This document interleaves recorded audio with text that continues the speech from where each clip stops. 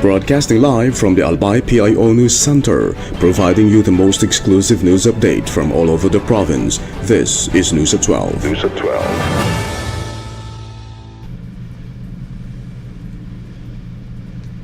In the local scene, the 20 peso Benting Bigas Merena program was launched on April 29 at Malilipot Central School to expand access to affordable rice in Albay. The initiative aims to address rising food caused by bringing lower-priced rice closer to local communities. Food Terminal Inc. said the program is an initiative of Ferdinand Marcos Jr. to improve access to affordable rice through local government units. The agency added it is authorized by the Department of Agriculture to facilitate the sale of rice at 20 peso per kilo in communities. Governor Noel E. Rosal said the program is expected to ease congestion at National Food Authority outlets where long queues have been observed. He said distributing rice at the local level will allow residents to access affordable food without going to centralized outlets. The provincial government said the program will be implemented across all municipalities and cities once preparations are completed. The launch signals stronger coordination between national agencies and local governments to improve food access in the province.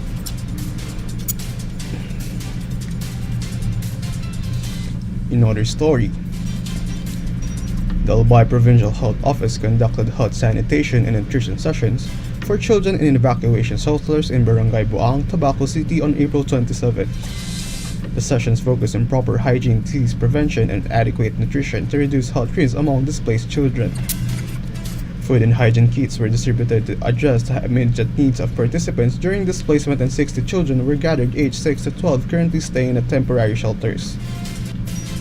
The initiative formed part of the Disaster Risk Reduction for Children in Emergencies activity, which effort highlights the provincial government to push strength and disaster resilience among young evacuees.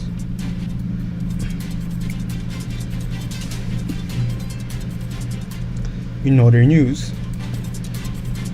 the provincial government of Albay, through the Public Employment Service Office, will hold the Albay Job Fair 2026 on May 22 at Albay Astrodome in Legazpi City.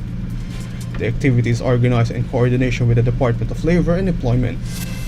The job fair is open to all applicants, including walk-in job seekers, and applicants are advised to bring updated resumes for submissions to participating employers.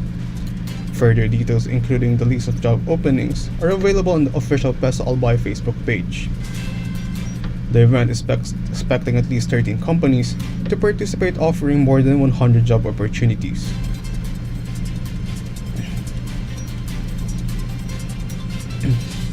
In the national scene, President Ferdinand Marcos Jr.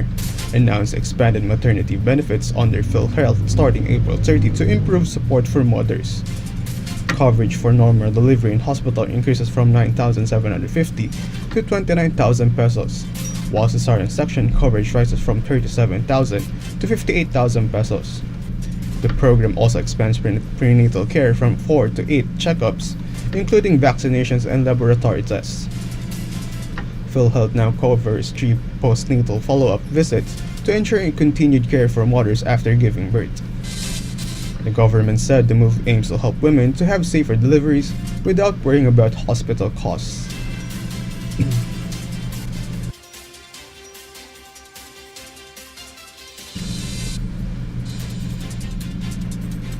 In another story, the Bureau of Internal Revenue orders a tax audit on Vice President Sara Duterte, her husband Man Scarpio, and 9 business linked to them over possible tax issues. The BRS said there is a probable cost to review their financial records based on third-party data, official sources, and testimony from the Ombudsman and Anti-Money Laundering Council. Record shows flagged transactions, including billions of pesos in bank movements, while Duterte's asset filings reportedly show no declared cash or bank deposits since 2019, despite listed liquid assets. The audit allows revenue officers to examine books and financial documents of the couple and companies, stressing it is not yet a finding of liability but part of due process. The move comes amid ongoing impeachment proceedings, and officials said the goal is to ensure correct tax payments and pursue legal action if violations are proven.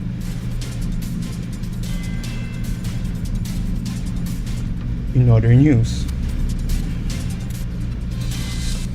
the Department of Environment and Natural Resources studies possible legal action against the operator of the fire-hit Navotas landfill. Environment Secretary Juan Miguel Cunha said the agency is coordinating with the Office of Solicitor General to review legal options after inspecting the site. The landfill fire that started April 10 remains not fully extinguished and continues to raise air pollution levels in nearby areas, including Metro Manila. Authorities said methane gas buildup from decomposing waste likely triggered the fire, which affected up to 80% of the 43-hectare site. The DENR orders landfill operators to submit emergency plans and urges the public, especially vulnerable groups, to stay indoors or wear masks as air quality remains above safe levels.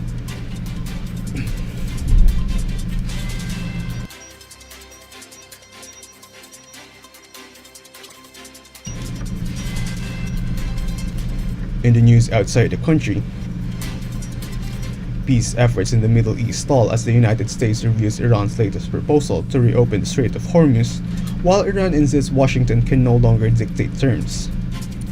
Iran continues its blockade of the key oil route during the ongoing US-Israeli conflict, driving global oil prices above $110 per barrel and raising fears of renewed economic disruption. The proposal passed through Pakistan suggests easing restrictions on the strait and lifting of US blockades on Iranian parts, but US officials remain cautious despite calling it better than expected. Qatar warns of a possible frozen conflict without a clear agreement as both sides exchange strong statements and delayed planned talks. Tensions persist in Lebanon as Israeli strikes hit army troops for the first time since the ceasefire, while both Israel and Hezbollah signal readiness to continue fighting.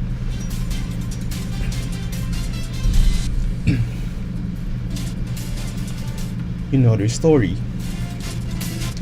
the United Arab Emirates announced it will leave OPEC and OPEC Plus on Friday to focus on national interests, sending new shockwaves through global energy markets already strained by the Middle East war. The UAE, a major oil producer and longtime member since 1967, said the move reflects its long-term strategy as it steps away from production quotas it has long opposed. Analysts warned the exit could weaken OPEC, which is largely opened by Saudi Arabia, and may lead to a more unstable oil market as supply control becomes harder. The decision comes as Iran's blockade of the Strait of Hormuz disrupts oil shipments, with sources saying the UAE wants flexibility to boost output once conditions improve. Experts added that while the short-term impact may be limited, the UAE's departure removes a significant share of OPEC's capacity and raises concerns over the group's future influence on global oil prices.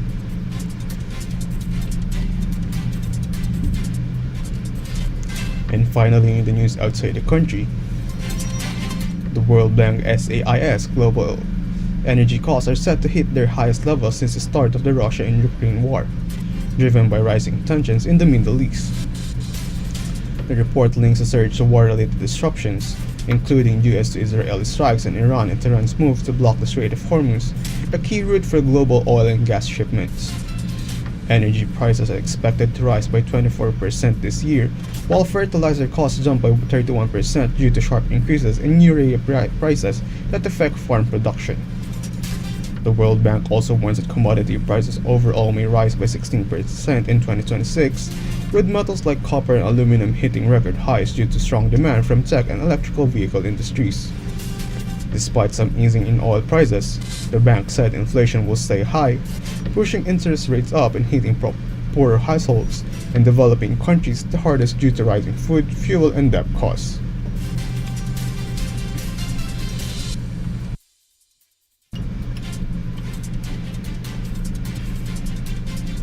That's the news at 12 on April 30, 2026. We'll be back tomorrow for more news updates. Thanks to our news writers, Nika and Kibanella, Naomi Ruth Hernandez, and LJ Lorejo. And on the technical side, Chad Bobbies, our Provincial Information OIC, Marty Gonzalez, under the supervision of our Governor, Governor Noel E. Rizal. I am Angelo Ignacio. Thank you for subscribing. Albay in my heart.